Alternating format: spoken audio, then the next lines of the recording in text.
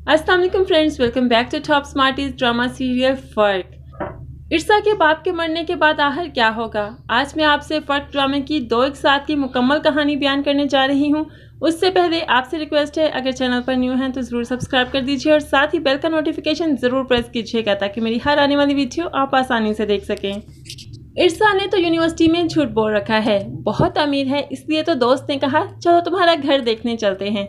वो बाप से बात करती है तो बाप उसे कमाल साहब के घर में ले आया।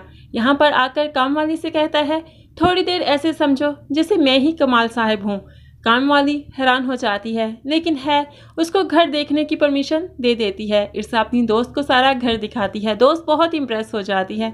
जैसे ही घर से वापस निकलने लगी, सीढ़ियों पर ही कमाल साहब आ जाते हैं। अब दोस्त पूछने लगती है ये कौन है।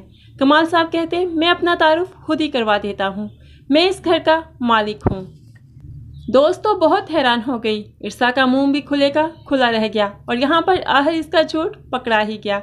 अब इर्सा बहुत परेशान है कि आखिर मैं इस झूठ को सच करके कैसे दिखाऊं। मैं अपनी इंसल्ट नहीं करवाना चाहती, इसलिए मैं चाहती हूँ ये झूठ अब सच हो जाए।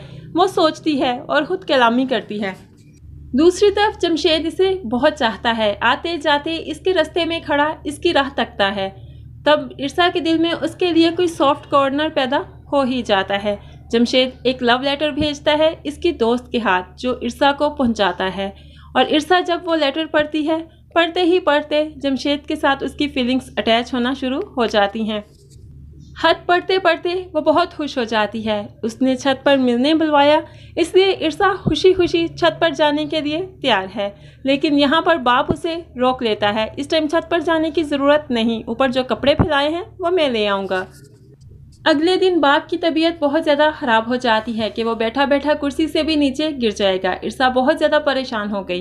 इस मौके पर कुछ समझ ना आया तो कमाल साहब को फ़ोन कर दिया। वो इनके घर फ़ौरन पहुँच जाते हैं।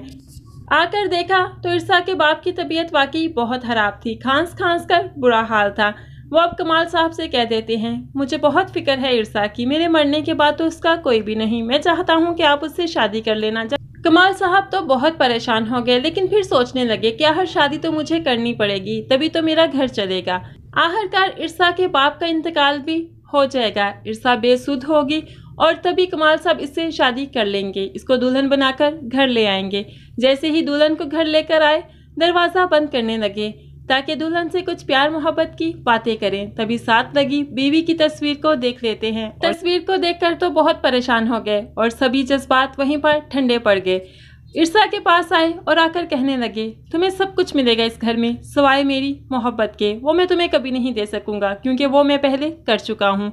अब यहाँ पर अगले दिन ऑफिस जाने के लिए तैयार हैं। तभी इर्सा मोहब्बत की तलबगार अपने शौहर की तरफ देखती है, लेकिन शौहर उसको इग्नोर करते हुए गाड़ी में बैठकर चला जाता है। फिर आखिरकार वो खुद को संभाल लेती है, समझा लेती है कि मुझे चाहिए ही क्या था, सिर्फ दौलत ही तो चाहिए थी, मिल गई बस ठीक है। बस ये सोचकर ही वो शॉपिंग पर निकल जाती है और बाद में फिर आकर अपने घर को भी संवारने लगती है। फ्रेंड्स, आपको ये 2 एक साथ की मुकम्मल कहानी की प्रेडिक्शन कैसी लगी ज़रूर कमेंट्स में बताइएगा। वीडियो अच्छी लगी लाइक और शेयर ज़रूर कर दीजिएगा। दुआओं में याद रखिएगा, अपना बहुत ध्यान रखिएगा। नई वीडियो तक के लिए अल्लाह हाफिज़।